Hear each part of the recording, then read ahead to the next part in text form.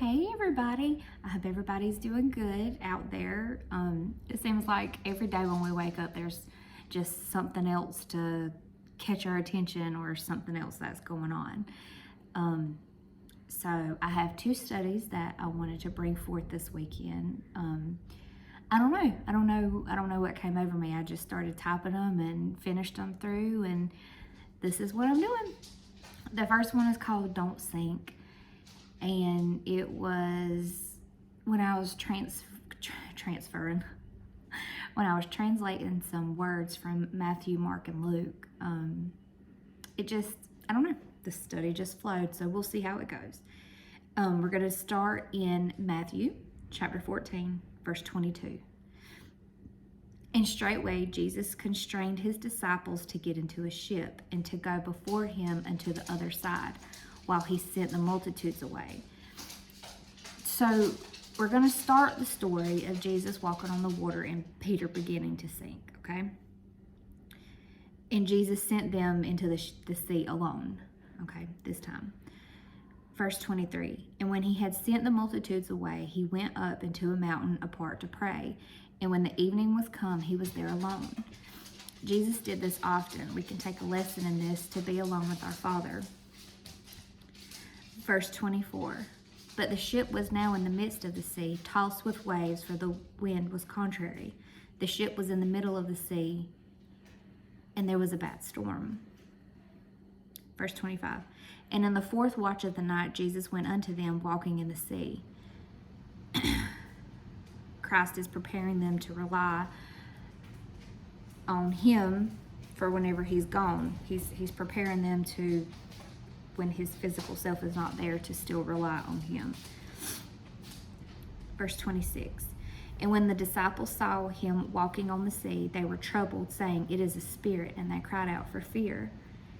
In the middle of the storm, when the ship being tossed back and forth, and when they saw a man walking on the water, they were scared. Look around you right now. Are the waves crashing around you in your life? Are you scared of the events happening in the world? Because there's a lot of events that are going on in the world. Either you're going to look in every other direction that there is to look, or you're going to keep your eyes on Jesus and not sink, okay? 27, but straightway Jesus spake unto them, saying, be of good cheer, it is I, be not afraid. And Peter answered him and said, Lord, if it be thou, bid me come unto thee on the water. And he said, come. And when Peter was come down out of the ship, he walked on the water to go to Jesus. We ain't crying today. Okay. But when he saw the wind boisterous, he was afraid, and beginning to sink, he cried, saying, Lord, save me. Think of this symbolically of what you see happening today. We know from Revelation that the sea spoken of are people. Don't take your eyes off Jesus, or you'll sink just as Peter did. When your life is crazy and there's just waves crashing around you and you just feel like you're going to sink, that's because you took your eyes off Jesus for even a moment. You have to stay in his word. You have to keep your eyes on Jesus. Okay? Whew. I got too much to do to be doing this. Okay. Okay. And immediately Jesus stretched forth his hand and caught him and said unto him, O thou of little faith, wherefore didst thou doubt? Keep your faith strong, so there's no place for doubt. And when they were come into the ship, the wind ceased. Then they that were in the ship came and worshipped him, saying, Of a truth, thou art the Son of God. Okay, so we're going to do some Psalms too. So Psalm 69, we're going to do 1 through 16.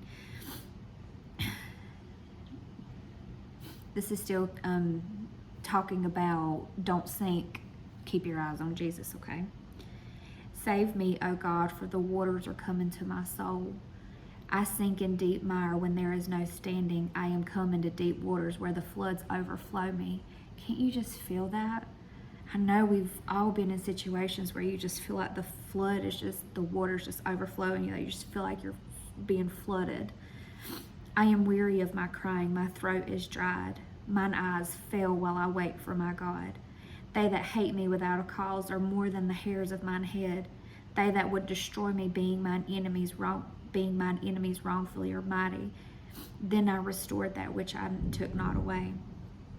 O God, thou knowest my foolishness, and my sins are not hid from thee. He knows everything. Let not them that wait on thee, O Lord God of hosts, be ashamed for my sake. Let not those that seek thee be confounded for my sake, O God of Israel. Because for thy sake I have borne reproach, shame hath covered my face.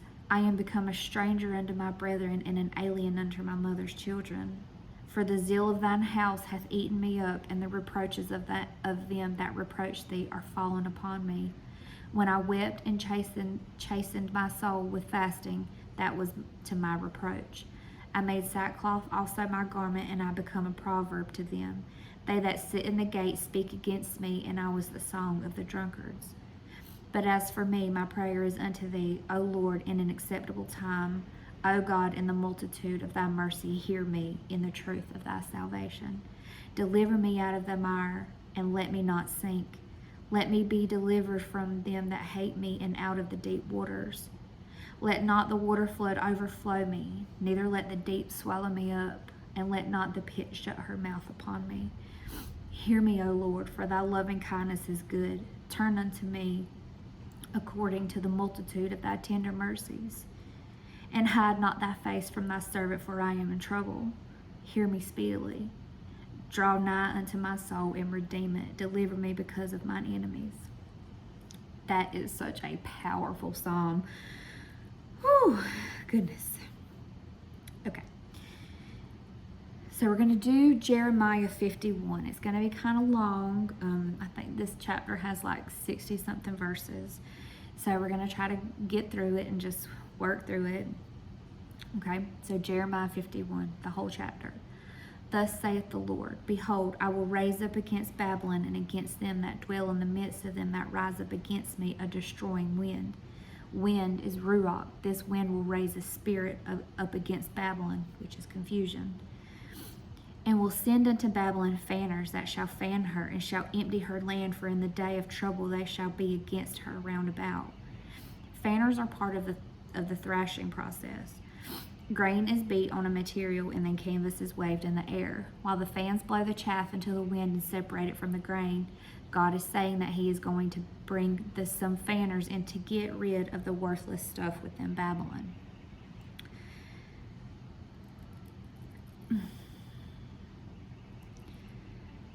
Against him that bendeth, let the archer bend his bow, and against him that lifteth himself up in his brigandine, and spare ye not her young men, destroy ye utterly all her host.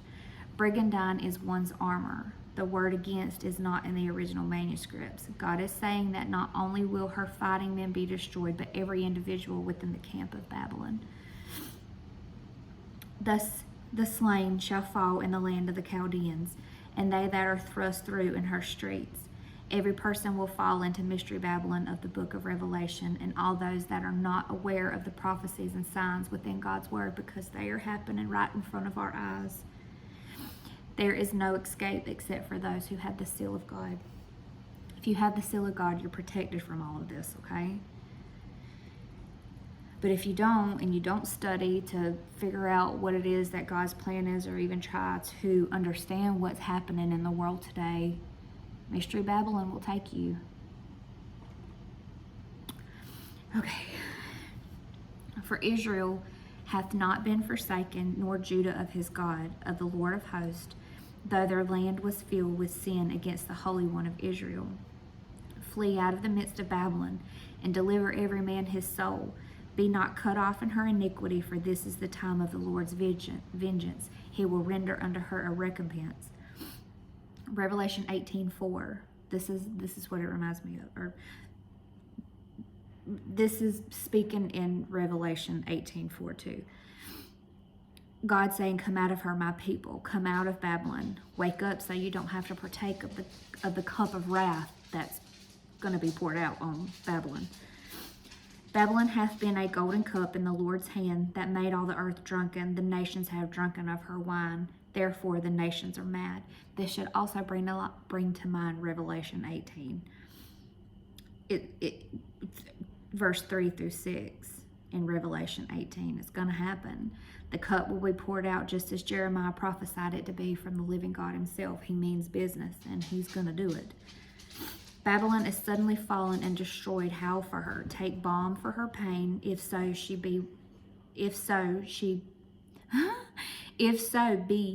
may be healed. This is talking in Revelation 18 again. That whole chapter is like a counter chapter right here with Jeremiah. Verse 9. We would have healed Babylon, but she is not healed.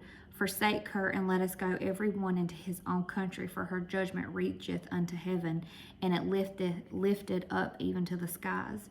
Revelation 18:5. For her sins have reached unto heaven, and God hath remembered her iniquities. Okay, so Old Testament, New Testament, they go together. Verse 10. The Lord hath brought forth our righteousness. Come, and let us declare in Zion the work of the Lord our God. Make bright the arrows, gather the shields. The Lord hath raised up the spirit of the kings of the Medes. For his device is against Babylon to destroy it, because it is the vengeance of the Lord, the vengeance of his temple. The Medes is the Middlelands, okay? Verse 12. Set up the standard upon the walls of Babylon. Make the watch strong. Set up the watchmen. Prepare the ambushes, for the Lord hath both devised and done that which he spake against the inhabitants of Babylon. So Ezekiel 38 tells us watchmen are to warn others. We have watchmen all around taking note and watching the events of our current times take place, warning the people as best we can. The king of Babylon of our time is coming, and it will be Satan disguised as Jesus. The watchmen that have been set up to prepare the ambushes are trying their best to warn the people. If they listen, great. If they don't, we tried. Verse 13. O thou that dwellest upon many waters, abundant in treasures, thine end is come, in the measure of thy covetousness. The Lord of hosts hath sworn by himself, saying, Surely I will fill thee with men as with caterpillars, and they shall lift up a shout against thee. So Joel, Jude, and Revelation tells us who the locust army is. They are Satan's fallen angel army, okay?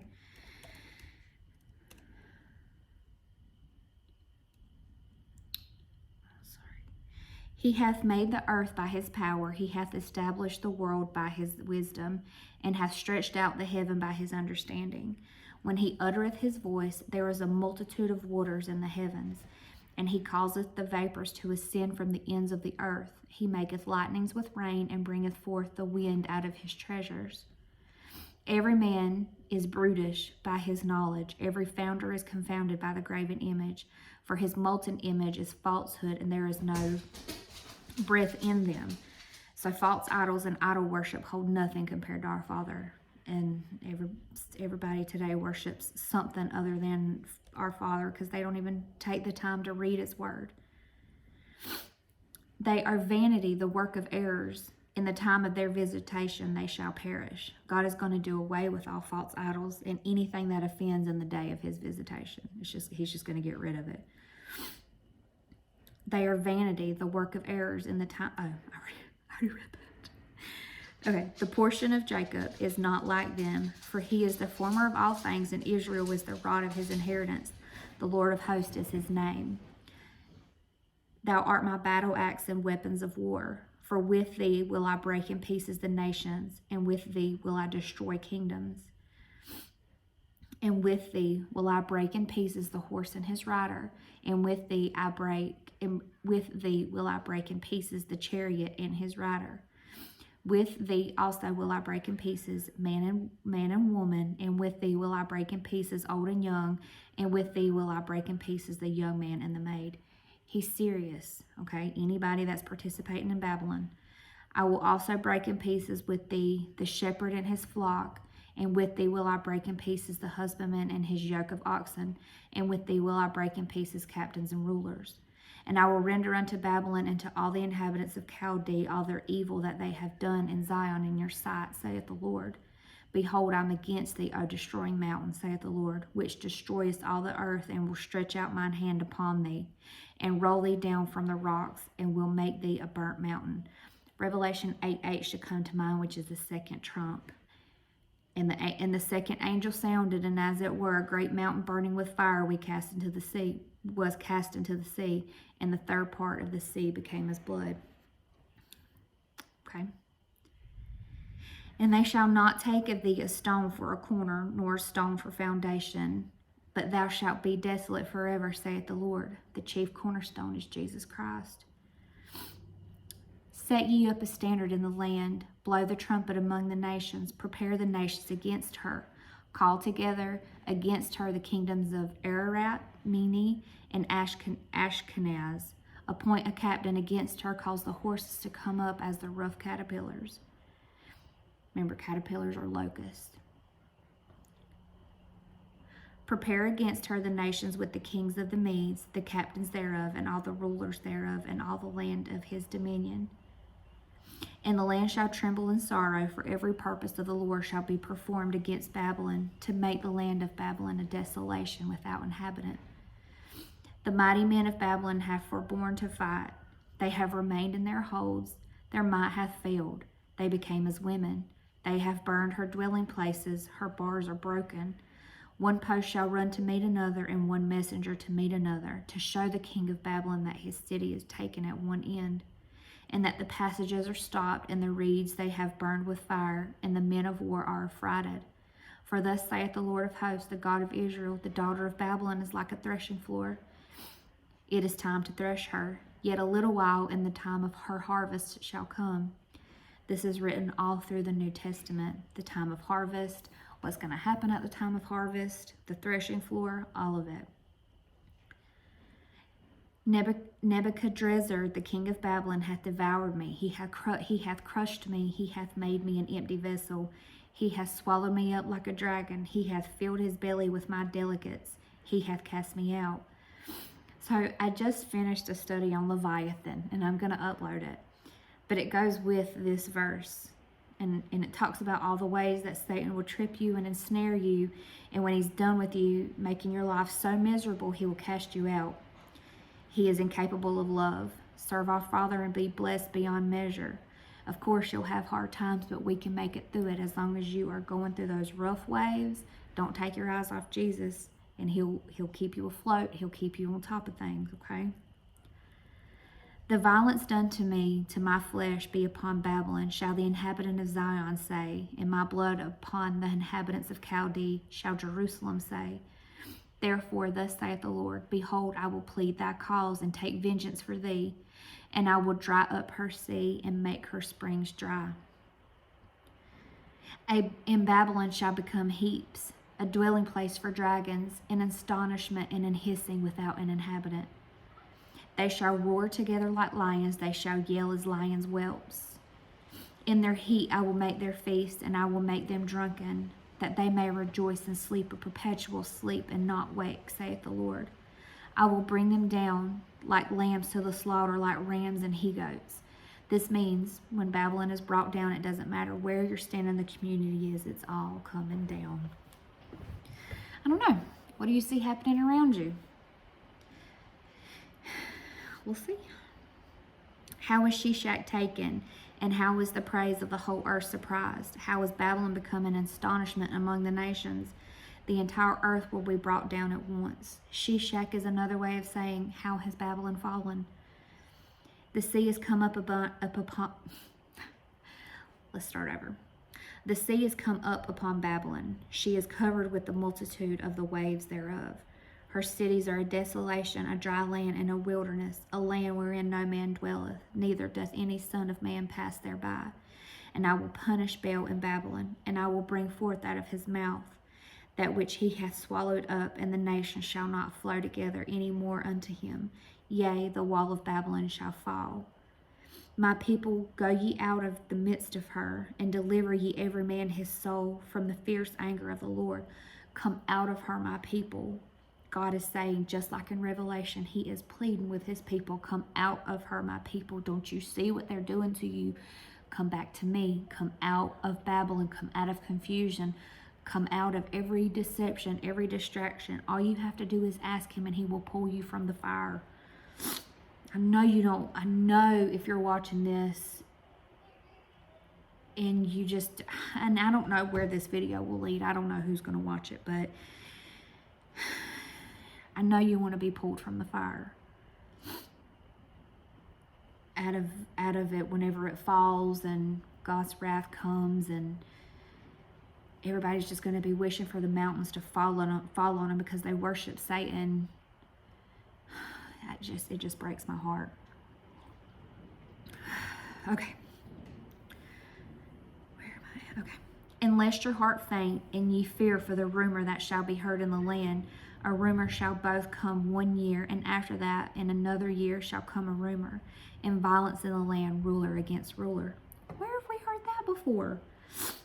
We hear a bunch of rumors right now, but we are watchmen and we pay attention. We use discernment on what to take serious and what not. Matthew 24, Mark 13, and Luke 21 should ring a bell in this verse. Therefore, behold, the days come that I will do judgment upon the graven images of Babylon, and her whole land shall be confounded, and all her slain shall fall in the midst of her. Then the heaven and the earth and all that is therein shall sing for Babylon, for the spoiler shall come up unto her from the north, saith the Lord. Okay? This should be ringing a bell to you too.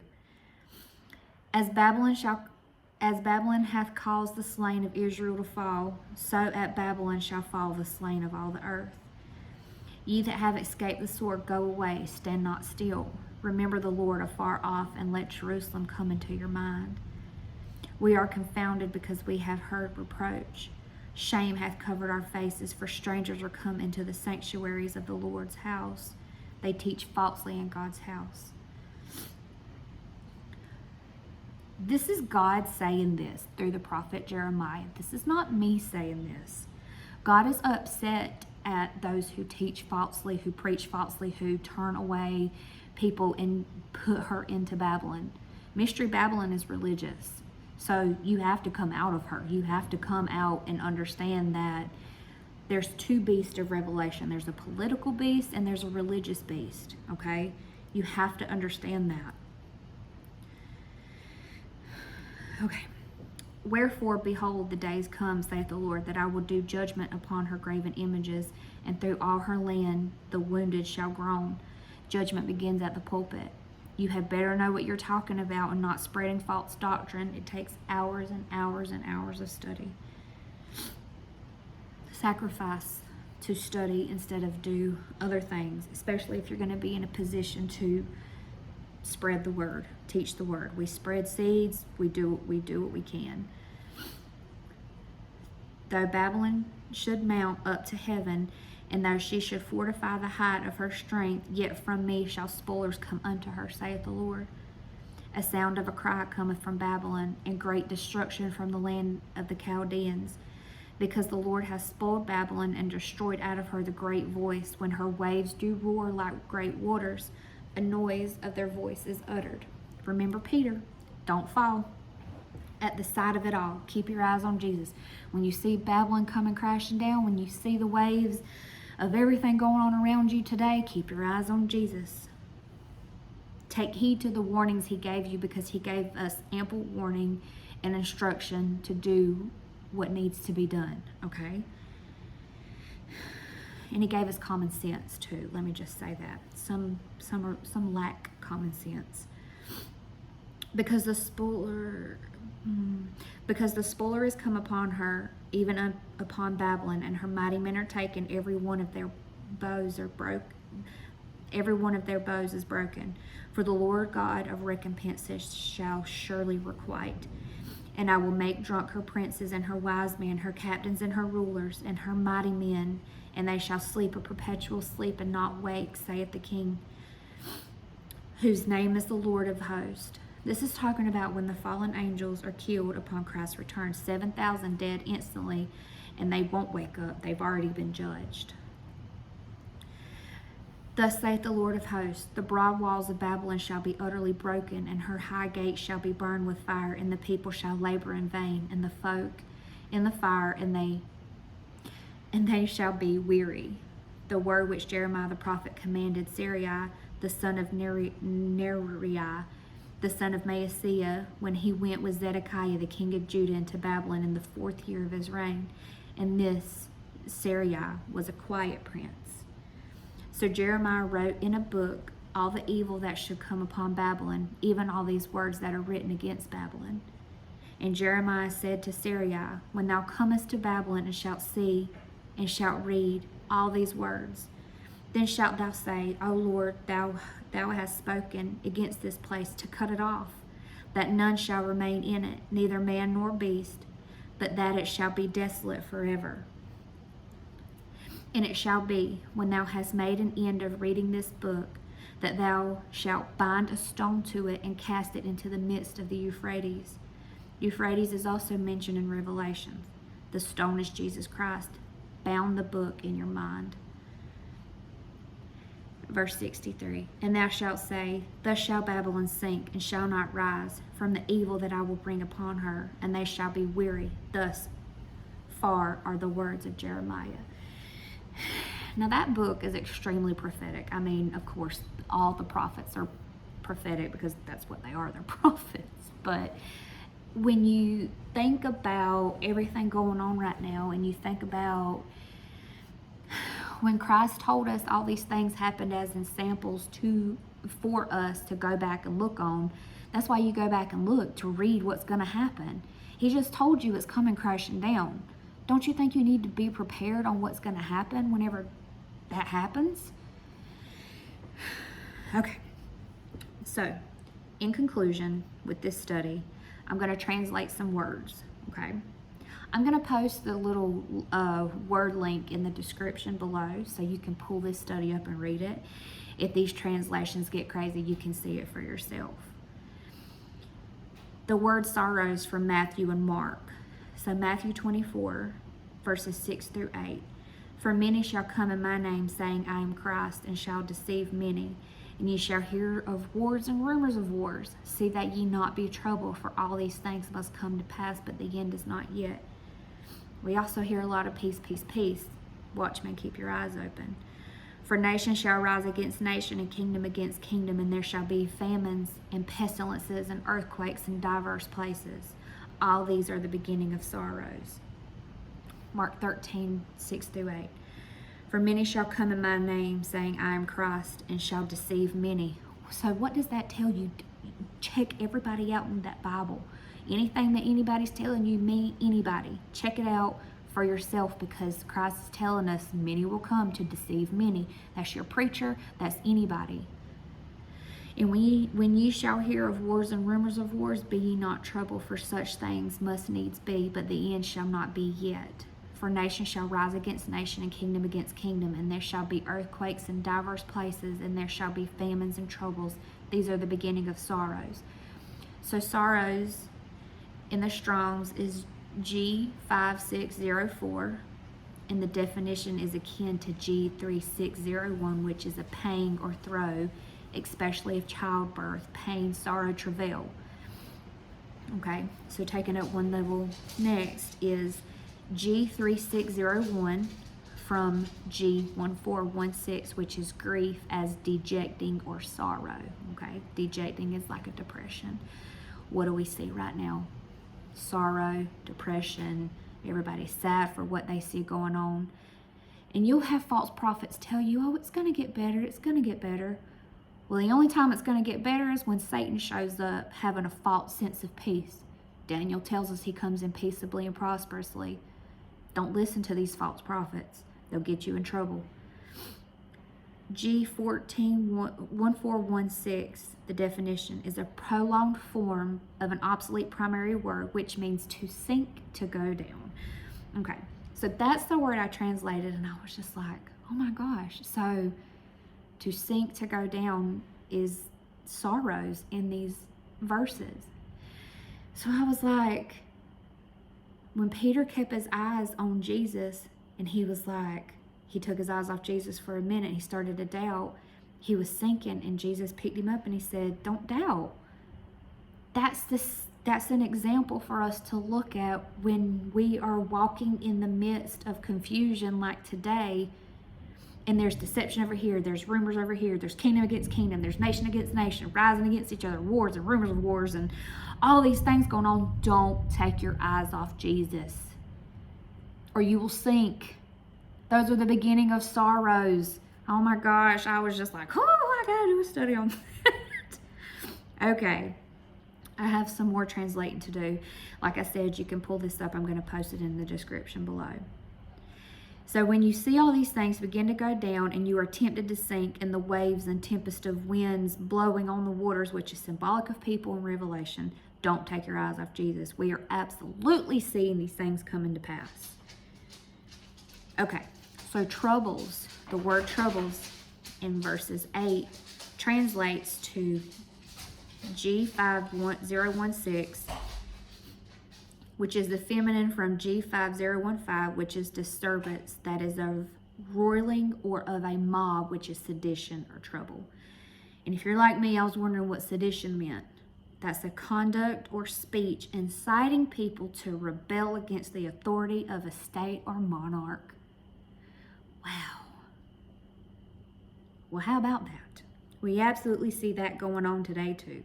So one step further to go with the partner study chapters from Matthew 24, Mark 13, and Luke 21 is Luke 21, verses 8 through 9. And he said, take heed that ye be not deceived, for many shall come in my name, saying, I am Christ, and the time draweth near. Go ye not after them. But when ye shall hear of wars and commotions, be not terrified, for these things must first come to pass, but the end is not by and by, which means immediately. Commotions is G181 from G182, which is instability, that is disorder, commotion, confusion, or tumult. Okay? So G182, in a derivative of G2525, is unstable. Okay? So G2525, to place down permanently, that is figuratively, to designate, constitute, or convoy. Appoint, be, conduct, make, ordain, or set. That's interesting. We have instability, we have commotion, we have confusion, we have tumult, we have unstable, and we have convoys. How about that? We see all of this today. Not my words, the world events going on around you, and the Bible says it. So don't sink. Babel and confusion will be brought down. When these things begin to happen, it is sorrowful because everyone is going and looking in every direction but they're supposed to, but where they are supposed to. It's heavy and it's sad. You just want to wake them up, but you can't. Only God can. You stay focused on the Word and Jesus Christ, and don't fall like Peter in the roaring waves of world events. Keep your eyes on Jesus. Okay, so I'm going to post this written study in the description link. That's really the gist of it, is don't sink in what you see. Don't listen to false prophets. Study, because times are spiraling. World events are spiraling. Prophecy is happening. If you study and you believe, you see it. So, like always, if you have any questions, just reach out to me. I love you guys.